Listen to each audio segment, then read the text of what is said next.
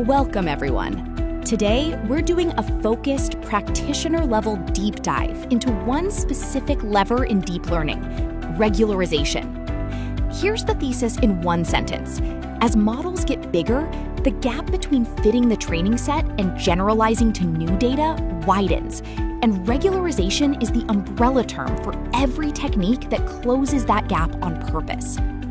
We'll move through this in stages, making the overfitting problem concrete, building the one mental model everything else hangs on, going mechanical with architecture and code, covering production trade-offs and a handful of lesser-known techniques, walking through a real published case study, hitting a frontier result that complicates the textbook story, running through common pitfalls, and closing with 5 takeaways and resources. This assumes comfort with backpropagation and basic PyTorch. We'll spend real time on code and production numbers, not definitions. Has anyone here shipped a model that looked fantastic in training and then quietly disappointed in production? That failure mode is exactly what this deck addresses. Modern deep networks routinely carry hundreds of millions, sometimes trillions of parameters, far more than the training examples used to fit them.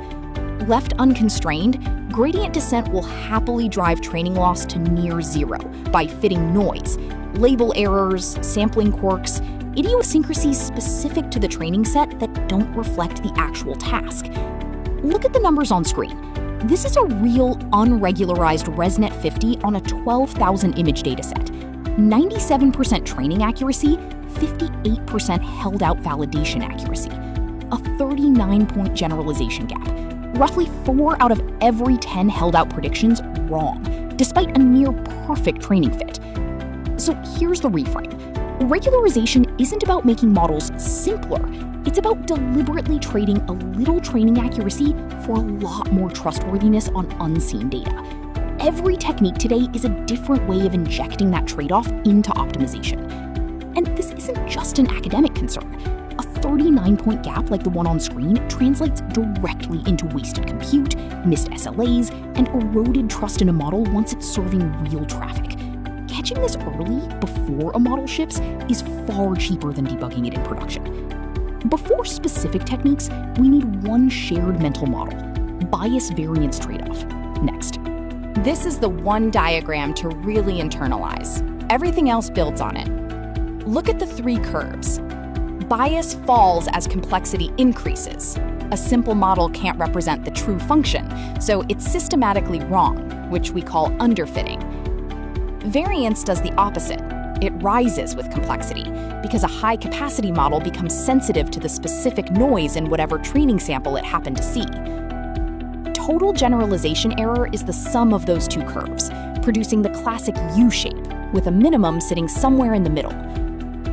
Here's the punchline on the card to the right. Regularization doesn't work by simply moving you to a lower complexity model. Techniques like weight decay and dropout reshape the variance curve itself, letting you keep a high-capacity architecture, which keeps bias low, while artificially suppressing the variance that would normally come with it. The net effect? The minimum shifts right and flattens, which is exactly what lets you safely use a bigger model. This is the conceptual bridge to everything that follows. Every technique today is a different mechanism for suppressing variance without sacrificing the capacity that keeps bias low. One practical note. In real training runs, teams rarely plot this curve directly. They infer position on it from the gap between training and validation loss, which is why that gap is one of the most closely watched metrics on any dashboard. To make this concrete, if you've ever watched validation loss flatten or tick upward while training loss keeps falling, you are watching this exact curve in real time. You'd already crossed past the sweet spot into the variance-dominated region, and a well-chosen regularizer is precisely what nudges that crossing point later. Now let's see where these techniques physically live inside a real network. Let's trace the top row block by block, left to right. A batch of inputs flows into a linear layer, immediately followed by batch normalization. Batch norm was originally motivated as a fix for internal covariate shift, but it's also understood to act as a mild regularizer, since its per-batch statistics inject noise proportional to whatever's in that particular batch.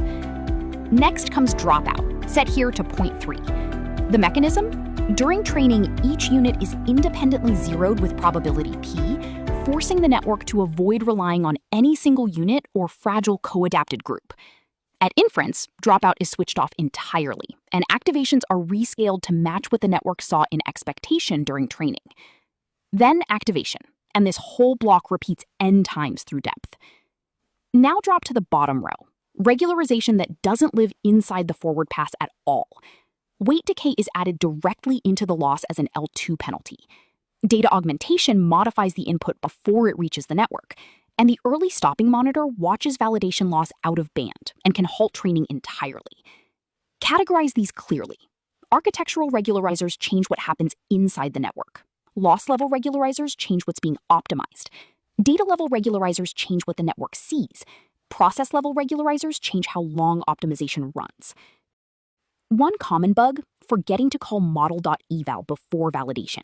Dropout stays active and batch norm keeps using batch statistics, making validation numbers look artificially noisy. It's also worth noting that placement matters. Dropout immediately after batch norm behaves differently than dropout immediately before it, because batch norm's running statistics are calibrated on whatever distribution of activations it actually sees during training. Get the ordering wrong, and you can quietly undermine both techniques at once. Now let's see these mechanisms in an actual training loop. This is the code slide, so let's slow down. At the top, the model gets a dropout probability in its constructor, and the optimizer is Atom W rather than plain Atom, which is what annotation 1 is about. In vanilla Atom, an L2 penalty added to the loss interacts with Atom's per-parameter adaptive learning rates in a way that doesn't behave like true weight decay. Atom W applies decay directly to the weights, separate from the gradient-based update, so the value has a consistent, predictable shrinkage effect regardless of gradient scale. Walk into the training loop. Annotation 2 marks the augmentation call, applied fresh every batch, so the model never sees the exact same tensor twice. Worth flagging the gradient clipping line too. Clipping the global norm to 1 prevents any single anomalous batch from producing an outsized update, an implicit regularizer against outlier batches. Finally, annotation 3.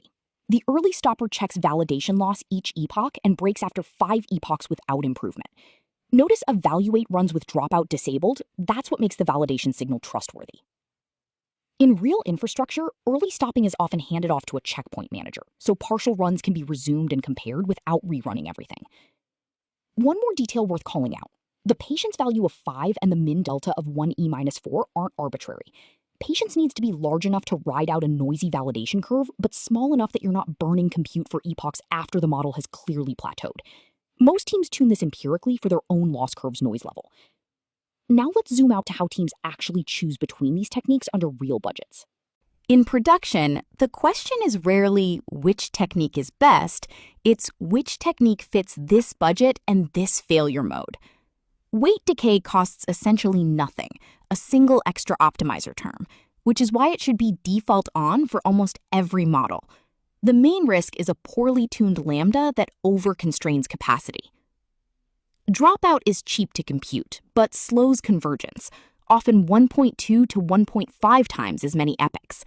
Batch and layer norm are cheap per step, but batch norm is sensitive to batch size, which matters when a model trained at batch size 256 is served at batch size 1. One reason modern transformers favor layer norm. Early stopping is unusual here. It's a net compute saver, but only as good as your validation set's representativeness. Data augmentation is the most expensive in wall clock terms, often I/O bound, and can distort label validity in domains where orientation or color matters, like medical imaging.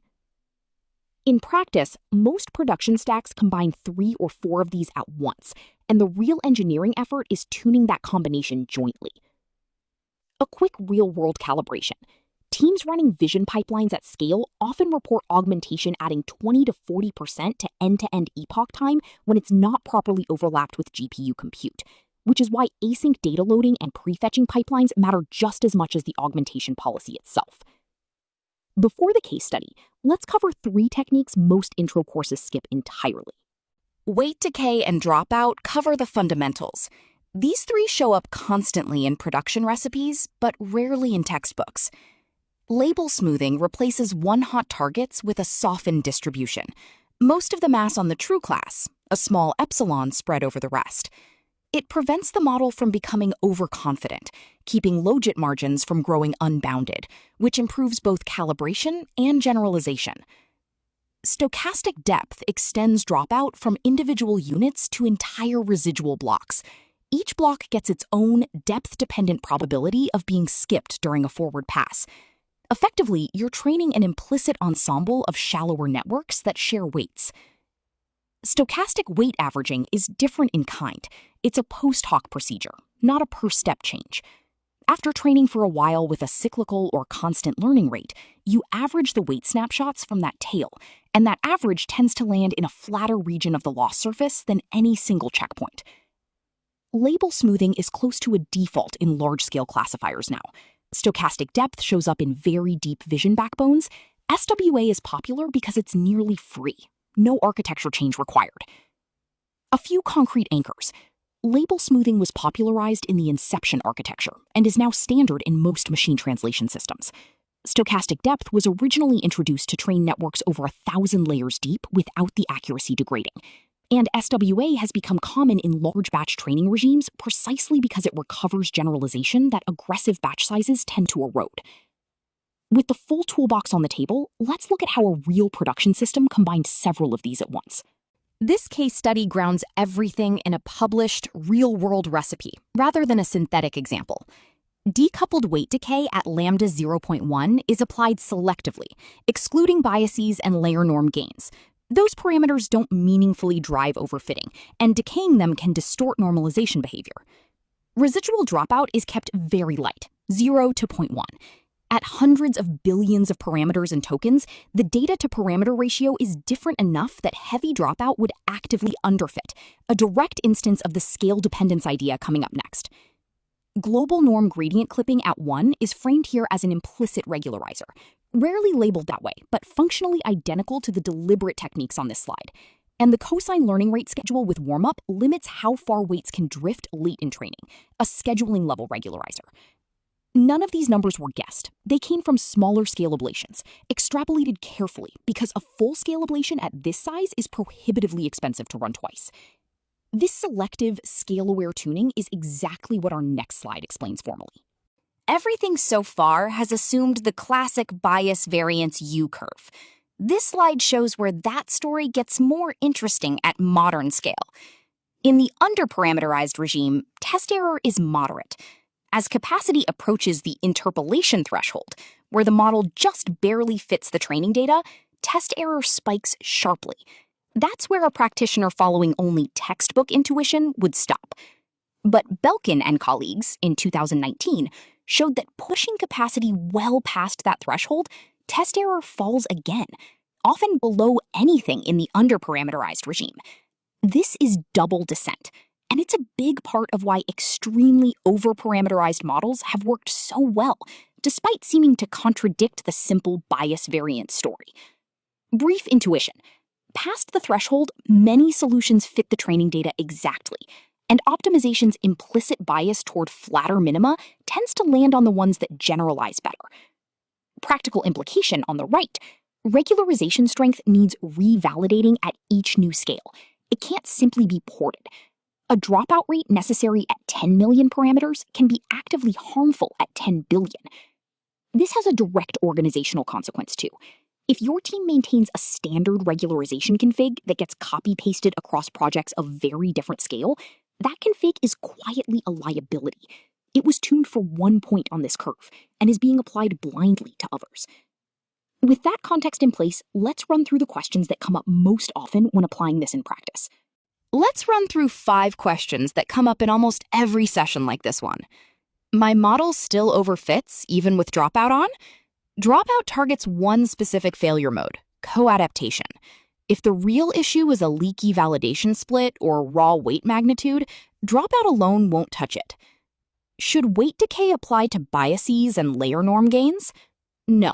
Those parameters aren't where overfitting capacity lives, and decaying them can destabilize normalization. Does more regularization always help? No. Past a point, you cross from the variance-dominated side of the curve to the bias-dominated side, and validation loss starts rising again. How do I choose lambda? Sweep on a log scale from about 1e-5 to 1e-1 and pick by validation loss, not training loss. Can dropout and batch norm coexist? Usually, but order matters. Dropout after batch norm can shift the variant batch norm expects at inference. Many stacks favor layer norm with a small dropout instead. 5 heuristics you should be able to recall without notes. 1. Regularize by default. Weight decay and validation-based early stopping are nearly free. Treat them as baseline, not optional. 2. Match the technique to the failure mode. Dropout fights co-adaptation. Augmentation fights a narrow distribution. Weight decay fights raw weight magnitude. Diagnose before you prescribe. 3. Scale changes the answer. A recipe tuned at 1 parameter count is a hypothesis at a different scale, not a guarantee. Double descent proves the curve itself moves. 4. Measure on held out data, always. Every regularizer's effectiveness is only as trustworthy as the validation split it was measured against.